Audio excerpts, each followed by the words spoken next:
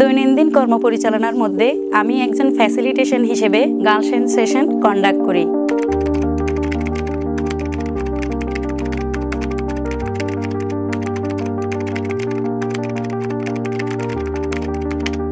Girls এবং women's camp কমিউনিটিতে এখনও অনেক সুযোগ সুবিধা বঞ্চিত। আমাদের অ্যাডোলেসেন্ট অ্যান্ড ইয়ুথ সেন্টারে অনেক মা এবং কিশোরীরা আসতে পারে না তাদের পারিবারিক সমস্যার কারণে।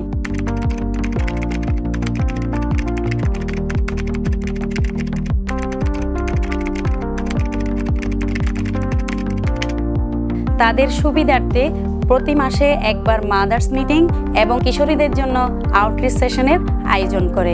আমি ফ্যাসিলিটেট করি মাদার্স মিটিংটা। চাইল্ড ম্যারেজ প্রিভেনশন নিয়ে আমরা 15 জন মাকে নিয়ে এই মিটিংটা করি। এই মিটিংয়ে 15 জন মারই কারো না কারো ছেলে, কারো না কারো মেয়ে অবশ্যই রয়েছে।